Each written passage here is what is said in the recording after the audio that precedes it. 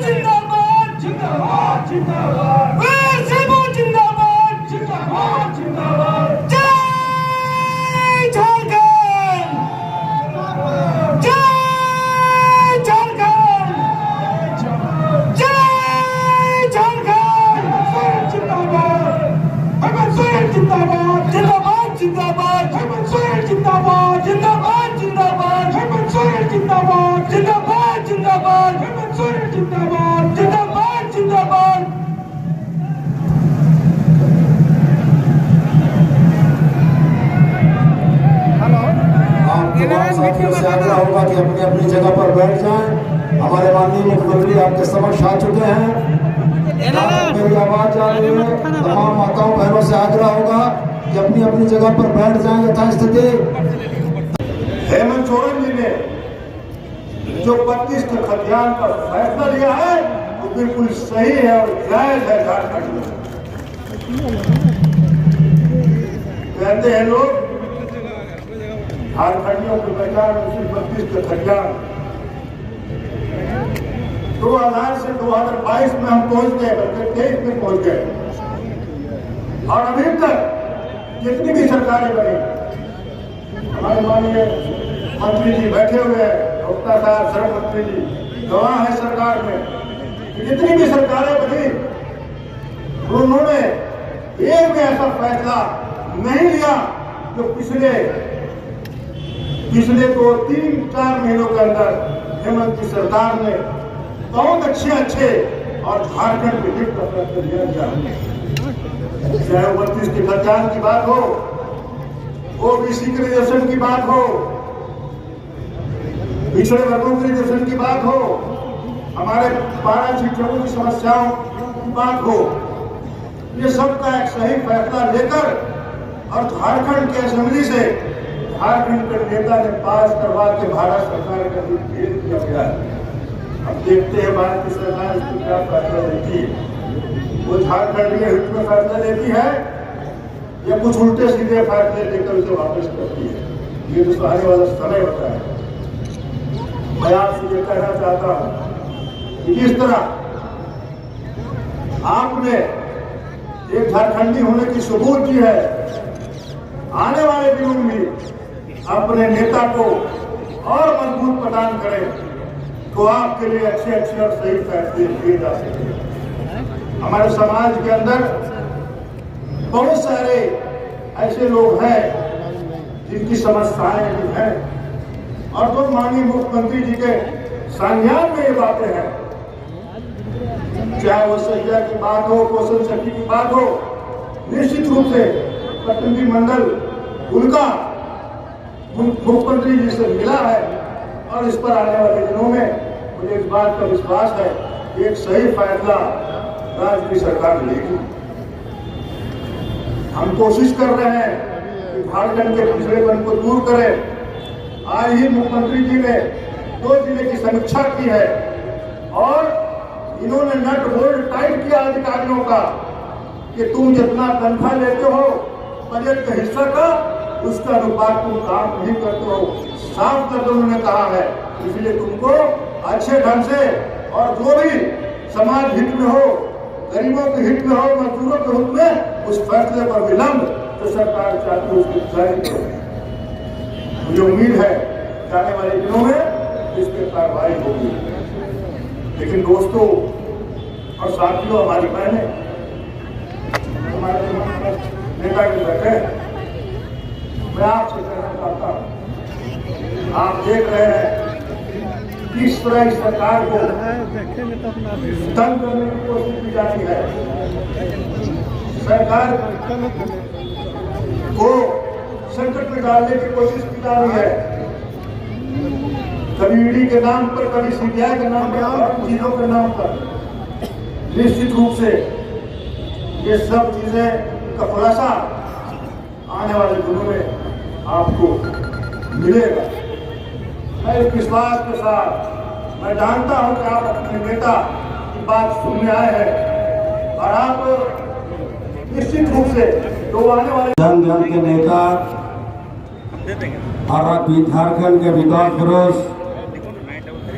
माननीय मुख्यमंत्री हेमंत सोरेन जी, गिरिडीह क्षेत्र के लोकप्रिय विधायक माननीय सोनू साहब, गांधी विधानसभा के लोकप्रिय विधायक डॉक्टर सबाई अहमद जी, सफराज अहमद जी, पूर्व विधायक जयप्रकाश भाई, पूर्व विधायक निजाम भाई, मंच पर जो लाभ से वंचित है वैसे राज्य सरकार ने लाभ देने के काम किया। हमारे मुख्यमंत्री पशुधन योजना के तहत हमारे गरीबों के विकास के लिए दुधारू गाय का भी वितरण हो रहा है। बकरा विकास योजना तहत हम लोग बकरा, सुअर पालन, मुर्गी पालन सभी गरीबों को वितरण किया जा रहा है। और कृषि विभाग से भी जो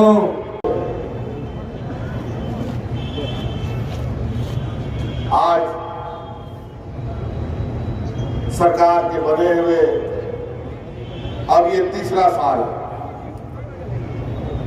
3 साल सरकार का हो गया और 3 साल में हम लोग कितना चुनौती देखे हैं। वो चुनौती विगत 20 वर्ष में कभी भी किसी सरकार ने नहीं देखी। कोरोना जैसे महामारी, सुखाड़ जैसी स्थिति, और वो 1 दिन 2 दिन के लिए नहीं,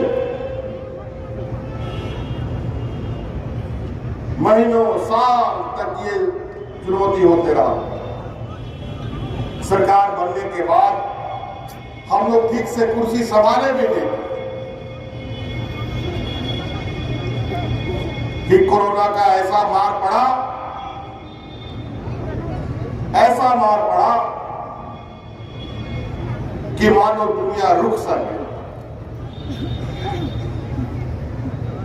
जो जहां था वहीं खड़ा रह गया। सब कुछ बंद, सबको घर में ताला लगा लगा करके बंद रहना पड़ा।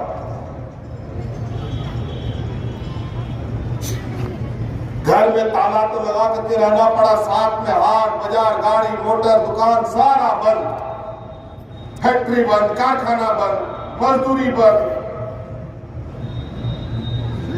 और ऐसा स्थिति में झारखंड जैसे राज्य जहां सबसे अधिक मेहनत करने वाले मेहनतकश लोग, मजदूर, किसान लोग रहते हैं, उनके लिए तो जीवन मरण जैसा स्थिति है।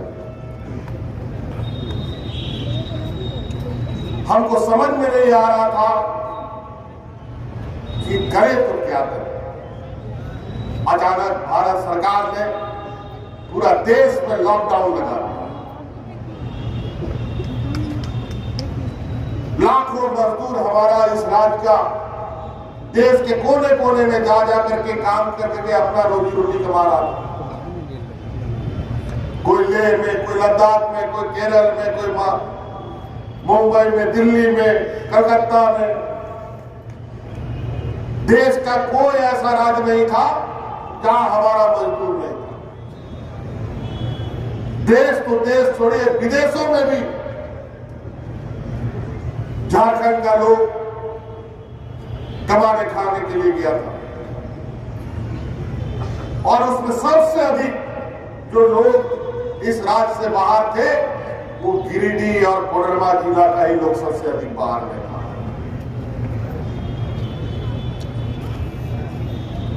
बहुत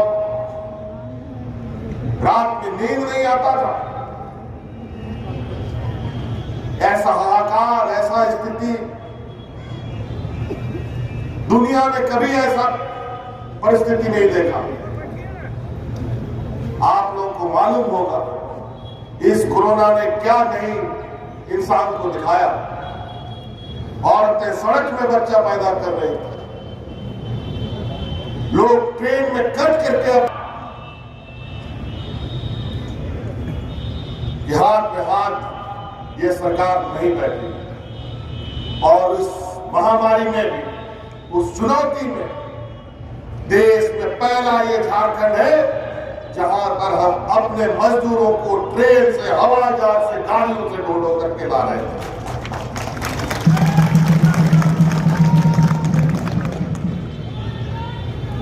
दिल्ली में बैठी सरकार बोलती थी हवाई जहाज, हवाई चप्पल वाला लोग को हवाई जहाज में चढ़ाएंगे। बेचारा ये लोग हवाई जहाज में तो चढ़ कभी नहीं पाया, लेकिन कोरोना में झारखंड सरकार ने उन हवाई चप्पल वाले मजदूरों को हवाई जहाज से ढो करके अपने गांव बुलाने का था। ये पहला राज, और यही राज है जो पूरे देश में ऑक्सीजन सप्लाई करके लोगों की जान बचाने का काम किया।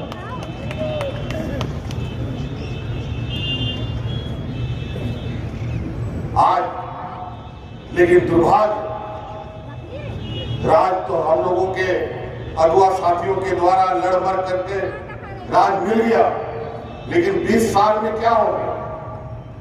20 साल में कौन लोग राज को चलाया? 20 साल में वही लोग राज को चलाया जो लोग गुजरात को चलाता है, जो लोग महाराष्ट्र को चलाता है, जो लोग दिल्ली को चलाता है, जो लोग देश को चलाता है, वही लोग इस राज को चला रहा है। और आज विकासशील राज्यों में गुजरात सबसे आगे, महाराष्ट्र सबसे आगे और झारखंड देश का सबसे पिछड़ा राज्य में इन लोगों ने पहुंचा दिया। क्या हो गया था?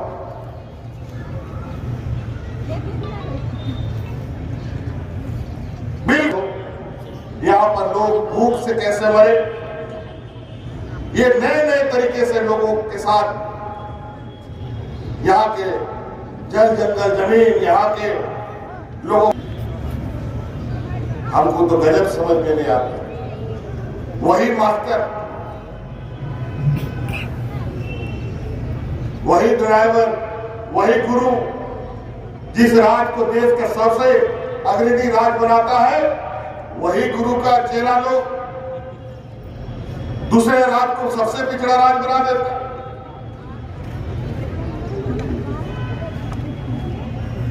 और आम दिन में जब कोई विपत्ति नहीं, कोई आपदा नहीं, कोई चुनौती नहीं, उस समय लोग हाथ में राशन कार्ड ले लेकर के भाग भाग करके लोग मरता था।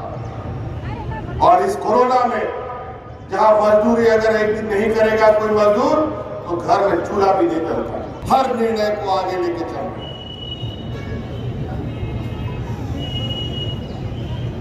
विगत 20 वर्षों में कितने लोग धरना प्रदर्शन करते थे? कोई ऐसा दिन नहीं होता था जब लोग सड़क पर, महिला हो, पुरुष हो, आंगनबाड़ी सेविका, सहायिका, पोषण सखी, जल सहिया, मारा टीचर, पुलिसकर्मी, सभी लोगों का वही हाल है। और 20 साल तक सरकार ने उनको हक अधिकार दिया, बल्कि पुलिस का लाठी डंडा खूब लोगों को खाने को मिला। जो पारा शिक्षक 12 महीना में 11 महीना सड़क पर रहता था, वही पारा शिक्षक आज 12 महीना में 11 महीना स्कूल में रहता है।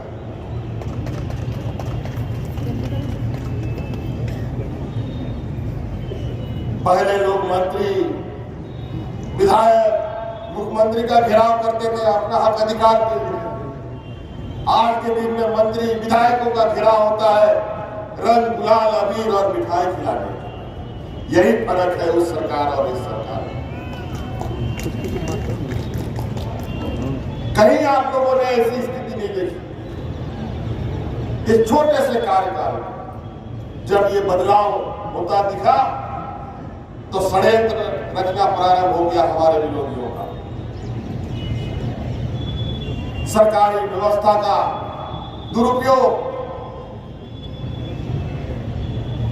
पूरे देश के अंदर जो चल रहा था, उसको इस राज्य में भी इन लोगों ने लागू कर दिया। आज पूरे देश में गैर भाजपा शासित जहां भी इनके विरोधी है,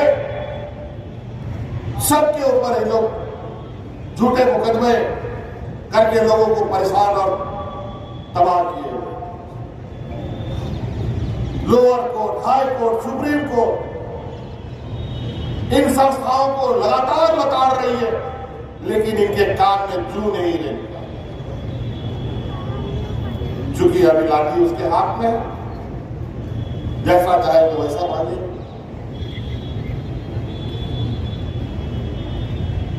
न कायदा न कानून, सब ताक पर रख करके काम किया जा रहा है। आज देख लीजिए, हक अधिकार तो अलग विषय है, आम जिंदगी देख लीजिए। जो ये लोग बोलते थे महिलाओं के आंख के आंसू देख करके हमको बहुत तकलीफ होता है, मुफ्त में सिलेंडर बांटना शुरू कर दिया। अब कितना महिलाओं को सिलेंडर मिल रहा है मुफ्त में, बताओ? अब महिलाओं के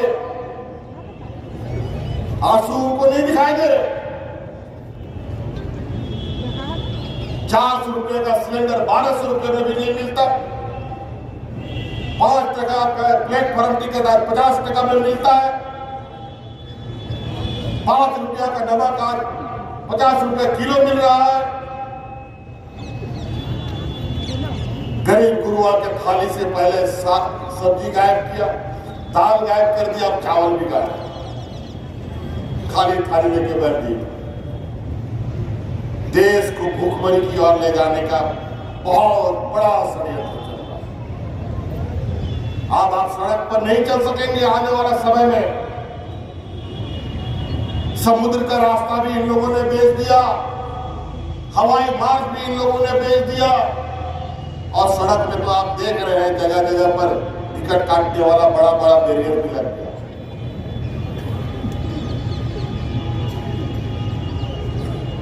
गाड़ी में चलिएगा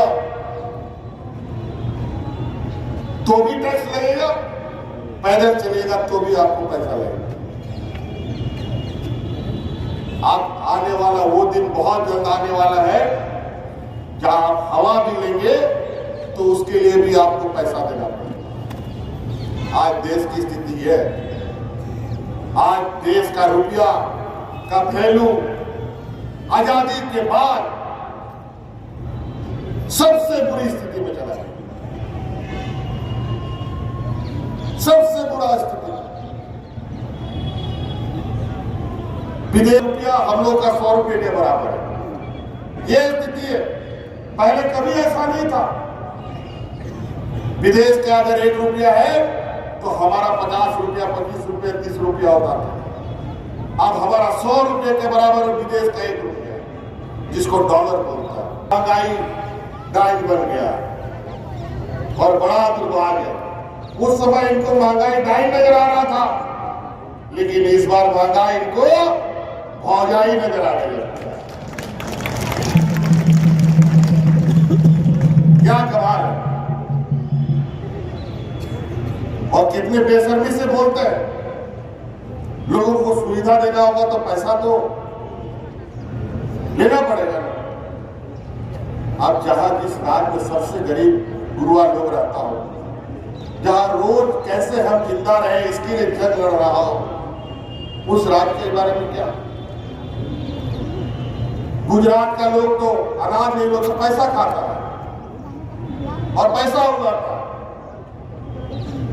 यहां का लोग अनाज उगाता है और आज झारखंड जैसे पिछड़ा, जहां आदिवासी, दलित, पिछड़ों, अल्पसंख्यकों की बहुलता है, जो सदियों से इतिहास काल से इन समाजों का शोषण होता रहा है, वो आज के दिन में भी बरकरार है। जात धर्म के नाम पर नए नए ये बीज बोते हैं।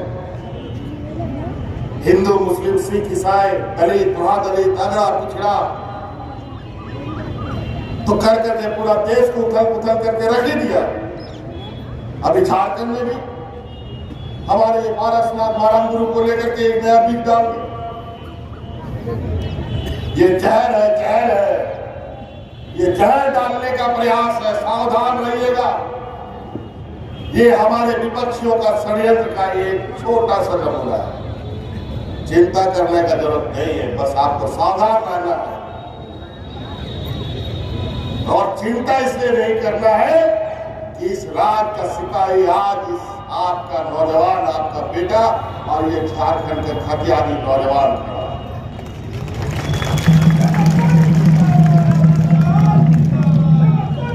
आज हमें पता है ये लोग कहां कहां से वार करते हैं। 40 साल इन जवानों से लड़ते लड़ते हमारे ना जाने कितने लोग शहीद हो गए। कुछ का फोटो तो सामने लगा हुआ है।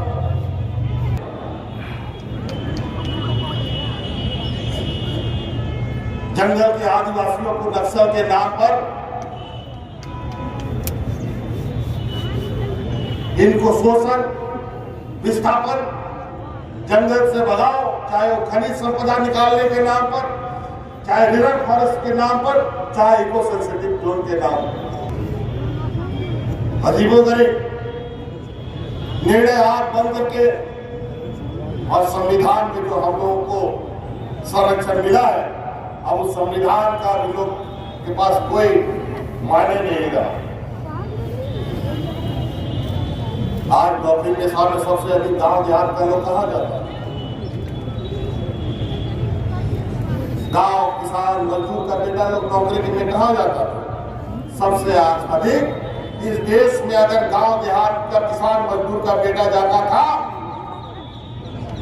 तो सीमा सुरक्षा बल मिलिट्री में बहाली के लिए जाता था। लेकिन आज भी मिलिट्री में बहाली पर मात्र 4 साल के लिए बहाली हो, 4 साल के बाद की जरूरत है। उसके बाद जो थोड़ा पढ़ लिया वो लोग रेलवे में नौकरी करने जाता था। रेलवे भी सब बिक गया, उसमें भी अब कोई नौकरी नहीं। हाल में नौकरी को लेकर के, रेलवे का नौकरी को लेकर पूरे देश में कितनी आग लगी वो आप सब लोगों ने देखा। और उसके बाद थोड़ा बहुत मेहनत करके कुछ हमारा गांव देहात का लोग पढ़ लिया अच्छे स्कूल में, माँ बाप लोग थोड़ा कोई नौकरी पेशा वाला माँ बाप का बेटा वो पढ़ा लिया तो उसका बेटा लोग जाता था बैंक में नौकरी करने, पीओ बनने। लेकिन बैंक को भी इन लोगों ने सब बैंक को 10-10 बैंक को एक जगह करके एक बैंक बना दिया,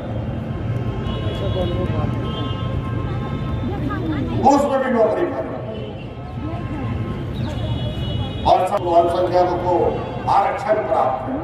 नौकरी नहीं रहेगा तो आरक्षण का मतलब क्या रहेगा? आरक्षण खत्म। आप संविधान पढ़ते रहिए।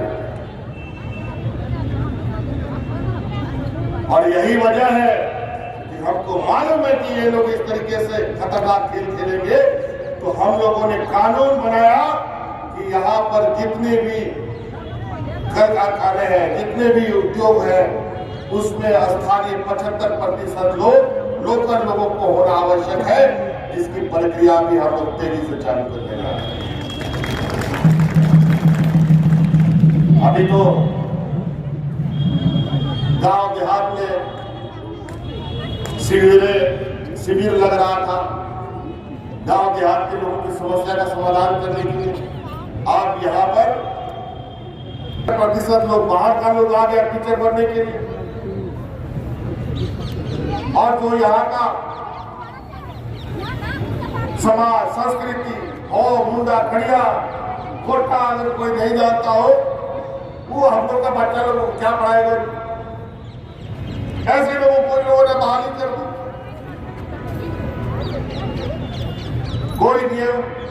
कोई नियमावली नहीं। हम लोगों ने आते ही सबसे पहले इन सब व्यवस्था को दुरुस्त किया। नियमावली जेपीएससी का पहले बना, जेपीएससी का बनाने के बाद तुरंत हम लोगों ने परीक्षा भी ली और 250-300 वीडियो सीओ कलेक्टर भी बनाए।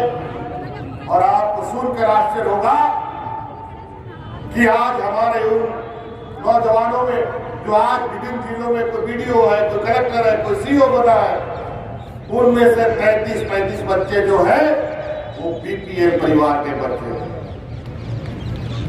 कोई आंगनबाड़ी सेविका सहायिका का बेटा बेटी था, कोई किसान का बेटा बेटी था,